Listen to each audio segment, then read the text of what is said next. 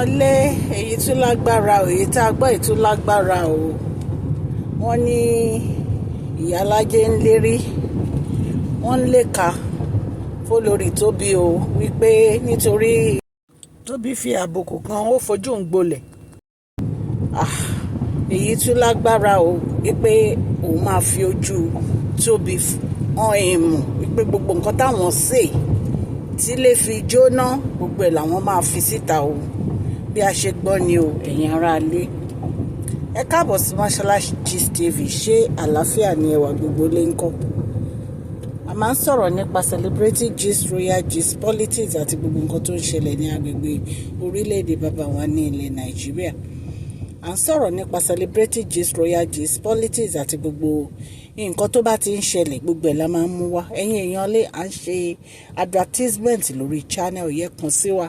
ní masholagistv@gmail.com. lẹ́ẹ̀kan sí masholagistv@gmail.com. Ẹ̀yin èèyàn lè ẹ jọ̀ọ́ ẹ bá mi subscribe kẹ́ẹ̀dẹ̀ tẹ notification bell so that a bá ti post any gist ẹ máa rí òkè ní ọlá yín á máa lọ o, ọlá yín ò ní lọ ìsàlẹ̀ láéláé. Ẹ̀yin èèyàn lé èyí má tún lágbára. Nígbà tá a gbọ́ wípé Iyalaje ń lérí o, wípé Iyalaje ní ìgbà tí Tobi wà nú oyún, Tobi ò rán òun, Tobi ò bá òun sọ̀rọ̀, Tobi ò wí fóun, ìgbà tí tó fi bímọ gan òun ò gbọ́ nǹkan kan. Wípé gbogbo báwọn ṣe rìn nígbà tí Tobi sì ń fẹ́fẹ́ kábíyèsí tó ń wojú rere kábíyèsí, ó ní gbogbo ẹ̀ ló máa expose o. Ẹ̀yin èèyàn lé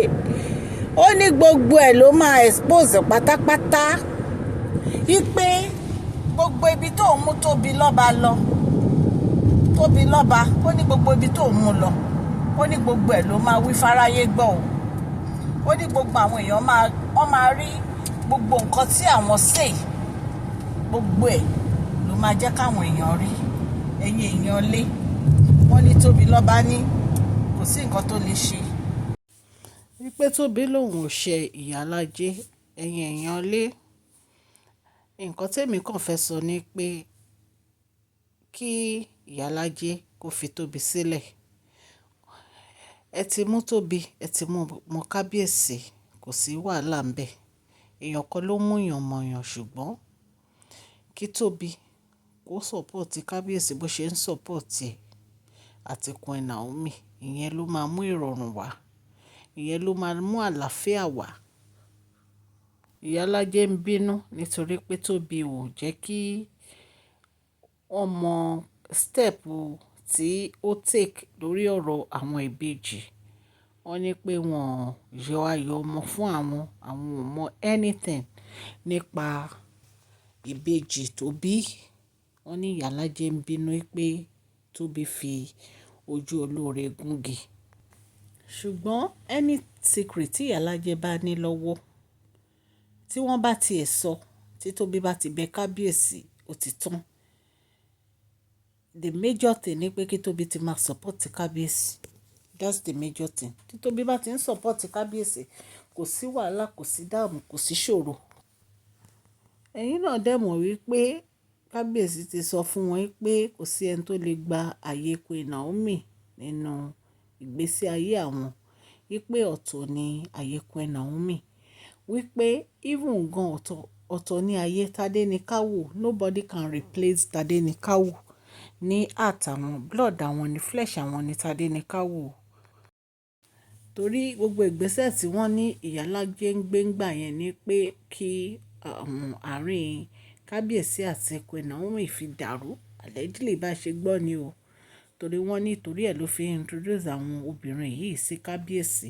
Wípé sódà kábíyèsí pé wọ́n nílé ní time fún Queen Naomi nígbà yẹn. Omi wọ́n máa sẹ́ pé ó ń ṣègbéraga, ó ń ṣe kinní kan, ó ń proud, ó ń ṣe nǹkan kan. Kábíyèsí ti sọ fún ẹ̀yin kò sí ẹni tí ó lè dàbí Queen Naomi inú ayé àwọn. Kò dẹ̀ sẹ́ni tó lè replace Tadenikawo nínú ilé ayé àwọn. Wípé ayé Tadenikawo ó yàtọ̀. So tí Tobi bá ti mọ̀ wọn rẹ̀ tí ò kọjá ayé ẹ̀, tó rọra jókòó ara ẹ̀, tó gbọ́ràn sí kábíyèsí lẹ́nu, tó dẹ̀ respect Queen Naomi, wàláì kò ní sí wàhálà Tobi. ṣùgbọ́n ọjọ́ tó o bá ti lo o fẹ́ máa fi ojú Queen Naomi o fẹ́ máa fi gbolẹ̀ ìwọ gan wàá rí wòtòwòtò torí gbogbo nǹkan tí Iyalaje ló ń fẹ́ sọ síta yìí jẹ́ kó sọ torí Iyalaje ló dá gbogbo ẹ̀ sílẹ̀ tí Iyalaje ò bá ní kó wá fẹ́ kábíyèsí tipátipá tó ń mú ẹ̀rìn kiri toró ní kò sí ibi táwọn òde fún ẹ láti fẹ́ kábíyèsí so definitely bí o ṣe fẹ́ kábíyèsí yẹn kì í ṣojú lásán nǹkan tí Iyalaje ń sọ nìyẹn o Iyalaje ní kò síbi tó ń mú ẹ̀rìn dé allegedly bá ṣe gbọ́ ni ipe kò síbi tó ń mú ẹ̀rìn dé láti fi fẹ́ kábíyèsí ó máa expose ẹ ó lóun máa expose ẹ ṣé ẹ mọ̀ pé bí Mariam ṣe jáde ńgbà yẹn náà nìyẹn tó lóun máa expose Tobi tó ní kò lè fake òun o Queen Naomi àti kábíyèsí ló lè fake definitely àṣírí kan àbí méjì ti tú sí wọn lọ́wọ́ àwo tí ẹ̀ kí à ń pa yẹn sórí àwo kí à ń pa yẹn wọn bá láṣìírí ẹ lọ́wọ́ kò kàn wá agúngúnlá ṣùgbọ́n nǹkan tó kàn wá òun ni Queen Naomi wa kéèyàn kankan kó má mess pẹ̀lú Queen Naomi wa kó má súnmọ́ Queen Naomi wa ẹnikẹ́ni tó bá súnmọ́ Queen Naomi wa ó náà rí ó máa rí o nítorí pé woman yìí kò ní yín lára kò bá yín fa wàhálà kò bá yín sọ látọjọ́ tí tẹ́tí ń búlì woman yìí tẹ́tí ń búlì Queen Naomi kò sí nǹkan kan tí Queen Naomi sọ fi yín sílẹ̀ ń wò yín ni ó fi yín lọ́lọ́run lọ́wọ́ ní ìsìn wọ́n máa ń pariwo àwọn máa expose ẹ o àwọn máa expose ẹ kàn sọ nǹkan tó bá fẹ́ sọ ayé ò kàn wà tó bá ṣáà ti jókòó ara ẹ jẹ́ tó kọjá ìyá rẹ̀ tó support kábíyèsí á forgive tó ti gbọ́ kábíyèsí á forgive tó wá ti support kábíyèsí pé kábíyèsí ẹ mú ìyàwó yín padà wá sínú palace kò sí wàhálà o mo support yín o wàhálà kábíyèsí á forgive ṣùgbọ́n tó fẹ́ máa fi ara wé àwọn Sisi wa àti àti Sisi wa Aru kò lè bí ẹ o gbà bẹ́ẹ̀ kò lè bí ẹ rárá so ẹ̀yin èèyàn lé ẹni tó bímọ ẹ jẹ́ ká yọ̀ fún un ká fi rú ẹ̀ tọrọ Iyalaje ẹ jókòó ara yín síbì kan kí ló dé ẹ ti mú Tobi ọmọ kábíyèsí and so what kí ni big deal náà èèyàn kan ló mú yàn mọ̀yàn kí wàá lẹ wá tẹ wá ń rojọ́ lé lórí tó yẹ pé all the time ẹ̀yin lẹ mú Tobi mọ kábíyèsí o ẹ̀yin kí wàá ní big deal náà ṣé gbà tẹ́yìn mú Tobi mọ kábíyèsí ṣé kábíyèsí sọ fún yín pé tipátipá kẹ́ lọ introduce èèyàn sáwọn ẹ ṣáà frustrate Queen Naomi kan fi kúrò ní palace gbogbo yẹn wá ń jìyà ẹ̀ṣẹ̀ yín gbogbo síkírìtì tó wà láàrin yín gbogbo ẹ̀ ló máa tún fáráyé gbọ́ ẹ̀yin èèyàn lé bí a ṣe gbọ́ nìyẹn wọ́n ní Iyalaje wọ́n ló ń alẹ̀ o wọ́n ló ń alẹ̀ pò máa expose Tobi o àmọ́ nǹkan tọ́jọ́ ṣe pọ̀ o ṣùgbọ́n ẹ fìyẹn sílẹ̀ Iyalaje mo mọ̀ pé Tobi gan ti sọ fún kábíyèsí nǹkan tó ṣe mo mọ̀ pé Tobi á ti sọ fún kábíyèsí á ti jẹ́wọ́ ẹ̀ṣẹ̀ so ẹ fìyẹn sílẹ̀ as long as Tobi bá ti respect kábíyèsí tó dẹ̀ support kábíyèsí ó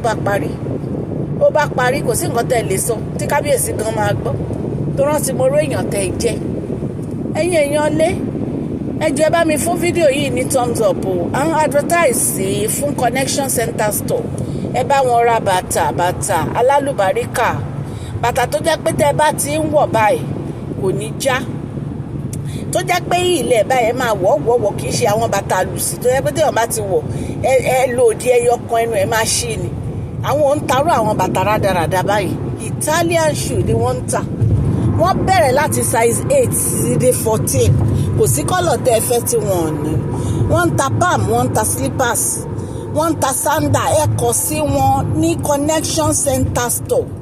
lẹ́ẹ̀kan sí collectioncenterstore@gmail.com wọ́n tún ń ta 14 karat gold o àti 18 karat gold ọlọ́run elédùmarè á ràn gbogbo etí tó ń gbọ́ mi lọ́wọ́ o ẹ jọ̀ọ́ ẹ bá mi fún fídíò yìí ní thumbs up o ó ṣe pàtàkì fún channel wa o òkè ni ọlá yín á máa lọ o mo kí gbogbo àwọn mùsùlùmí o ẹ kú àwẹ̀ o ẹ kú òǹgbẹ o ọlọ́run á gbọ́ gbàdúrà yín o please share this video, like and subscribe. God bless you all.